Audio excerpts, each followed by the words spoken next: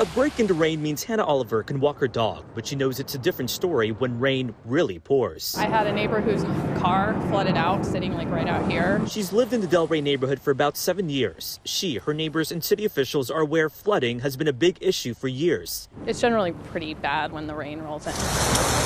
It's just one problem concerning some members of the community after the major proposal to move the Washington Capitol and Wizards from D.C. to a new sports venue and entertainment district at Potomac Yard. The site would sit right next to the new metro stop across from Oliver's neighborhood. Improvements around here have been minimal thus far, so my concern is with a huge stadium going in that we're going to have more flooding, and I don't know that the city's prepared to deal with it. As rainfalls intensify, as sea levels rise, the risks that you see around this site will only get worse. It's the one thing we know. Peter Gerard with the research group Climate Central says the site itself does not appear to have a significant risk. But a number of the roadways, a significant part of the ground to the east of the site clearly has coastal flood risk, and that includes the metro station adjacent to the site. He says a number of areas around the proposed site are prone to coastal flooding, as seen in this risk map. But you can see where floodwaters coming off the Potomac threaten to cross over toward the site of the metro station. But I'm going to change it to something that could be expected to happen roughly once a year.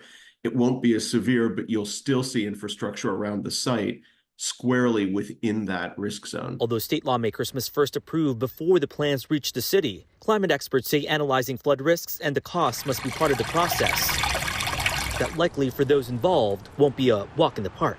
Currently, I am fairly opposed.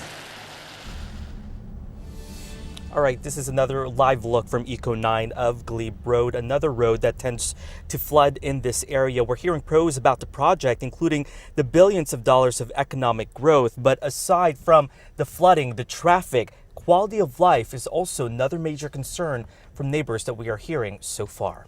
Simone? Especially as you touched on some of those neighborhoods near the Potomac River, Matthew, all those neighbors quite concerned about the flooding risk. Appreciate your reporting tonight. Our team will be staying on top of this story very closely in the weeks and the months ahead. As soon as we get updates, we'll post them on WUSA9.com and on the WUSA9 app. You can also watch all of our reporting streaming right now on WUSA9 Plus. All right.